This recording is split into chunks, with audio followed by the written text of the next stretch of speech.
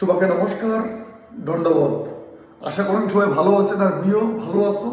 আর এতক্ষণে হয়তো সবাই সেই কল রেকর্ডিংটা শুনেছে। ধূপগুড়ির কোনো এক দলের নেতা মোক ফোন করিয়া ধুমকি দেছে। জানেন কেন? মুই পশ্চিমবঙ্গের এক্স মুখ্যমন্ত্রী মমতা ব্যানার্জির হয়ে যে প্রচার করো, এই জন্য মোক ধুমকি দেছে। মুই কবার চাঁদ সেই দাদা তুই মূর্খের স্বর্গে বাস করেছি, কারণ নেত্রীর নাম মমতা ব্যানার্জির, যার আদেশে আমি দল করো। 34 বছরের জগদ্দল পাথর পশ্চিমবঙ্গ থাকিয়া মুড়া শুদ্ধ অকরিয়া যে দলটা পশ্চিমবঙ্গের বঙ্গোপসাগর বিসর্জন দিছে, তার নাম মমতা ব্যানার্জি। তার আদেশে আমরা দল করি। আমরা সবসময় কই পথ নয় পতাকা, নেত্রীর নাম মমতা। দাদা তুমি মনে করে দিবারে চান দাও, 2021 সালের আগত থাকিয়া পশ্চিমবঙ্গের ছাত্র যুবর লড়াকু নেতা, যার নাম অভিষেক ব্যানার্জি, কেন্দ্রে বিজেপির ইডি সিবিআই, কেন্দ্রের এমন কোনো এজেন্সি নাই যার পেছন লাগে দেয় নেই, আজ অব্দি আত্মসমর্পণ করে নাই। তার আদেশে আমরা দল করি। আর আজ তুই ধুমকি দিছিস। দাদা তুই কি মনে করেছিস তোর ধুমকিতে বই নেত্রীর হয়ে প্রচার করা বন্ধ করে দিন? তোর ধুমকিতে বই তৃণমূল ছেড়ে বিজেপির জয়েন করি? দাদা তুই মূর্খের স্বর্গে বাস করেছিস। তুমি কুমার চান দাও, ভারতবর্ষ রাজতন্ত্র নয়, এটা গণতন্ত্র দেশ। এটা মানুষের আয় শেষ কথা।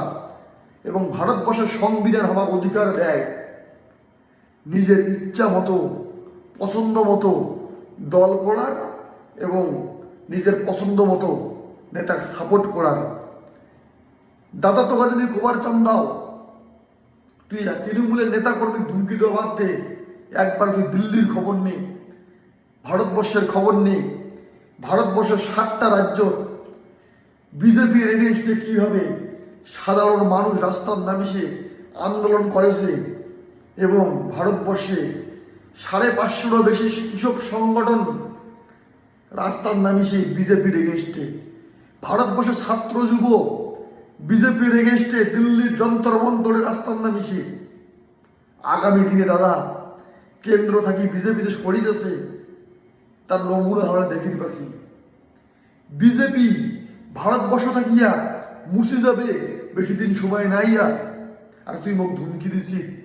দাদা তুমি কুমার চান দাও, তোর পরিচয় তুই মোক দিলু না, কিন্তু কল রেকর্ডিংটা এতক্ষণ সবাই শুনিছি। ভারতবর্ষের সংবিধানটা পড়িস আর সংবিধানটা দেখিস। ভারতবর্ষ হচ্ছে গণতন্ত্র দেশ, আর ভারতবর্ষের গণতন্ত্রের মৌলিক অধিকার আমার দিছে। আমার পছন্দ মতো আমার দল করিব। আর তুই আমার ধুমকি দিছিস। আরে 34 বছরের সেই সিপিএম বামফ্রন্ট সরকার মমতা ব্যানার্জি আটকে পারে নাই। আর তোর ধুমকি দেবী প্রচার করা বন্ধ করে দিন। যত তুই ধুমকি দেব তত প্রচার বেশি করে হবে। আরে একটা ফেসবুক তোমার বন্ধ করিছেন, রিপোর্ট মারি মারি একটা ফেসবুক বন্ধ করিছেন, তাতে মুই হারে যাম। তাতে মুই প্রচার করা বন্ধ করিম, হাজারো ফেসবুক ধরা করাম, তবু নেত্রীর হয়ে প্রচার করিম।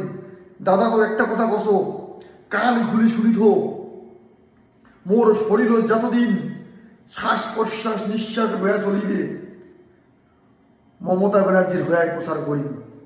এবং নেত্রী যাক সাপোর্ট করিবে তাকেই মুই সাপোর্ট করিম। তাতে যা হবে দেখা যাবে। হয়তো তোমরা এগুলো বন্ধ হয়ে মিথ্যা কেস দিবেন, দিয়ে মুখ জেলত পুরাবেন। কি হবে? জেল থেকে বেরিয়েছি, তবুও নেত্রীর হয়ে প্রচার করিম। যদি কোনোদিনই মরি যাও, বুকত কান নাগে শুনবু একটা কোথায় বাইর হবে, মমতা ব্যানার্জি জিন্দাবাদ, মমতা ব্যানার্জি জিন্দাবাদ। তুই আজ মোক ধুমকি দিছিস। তোর ধুমকিতে আমি প্রচার করা বন্ধ করিম। দাদা তুই মূর্খের স্বর্গে বাস করেছিস। মনে রাখিস, নেত্রীর নাম মমতা ব্যানার্জি আর নেতার নাম অভিষেক ব্যানার্জি। আর আগামী দিনে ভারতবর্ষের মানচিত্র থাকিয়া বিজেপি নামক দলটা মুছে যাবে, বেশি দিন সময় নাই। আর মুছে যাবে। ইতিহাসের পুনরাবৃত্তি হবে, ইতিহাসের পুনরাবৃত্তি হবে। কারণ ভারতবর্ষের ছাত্র যুব, ভারতবর্ষের কৃষক, ভারতবর্ষের মা ও বৈনীরা বিজেপি পছন্দ করেছে না। দেখির পাশে আমরা দিল্লি দেখেছি, আমরা মণিপুর দেখেছি, আমরা বিহারের পাটনা। দাদা তুই যেমন ধুমকি দিছি, তোর ধুমকি দিয়ে প্রচার করা বন্ধ করি, আরো বেশি করে প্রচার করি, দেখা যাবে কি হবে। আর কল রেকর্ডিংটা এতক্ষণ সবাই শুনি নিছে, তোমরা গেলে বিচার করিবেন, তোমার উপর ছাড়ি দিন। মই ভারতবর্ষ গণতান্ত্রিক দেশ, আর জনগণের রায়ে শেষ কথা হবে। আর ভারতবর্ষের সংবিধান হামানোর অধিকার দিছে, আমার নিজের ইচ্ছা মতন স্বাধীন ভারতে স্বাধীনভাবে রাজনীতি করিব। নমস্কার, দণ্ডবত, ভালো থাকেন। ধুমকি দিয়া কাজ হবে না। জয় মমতা।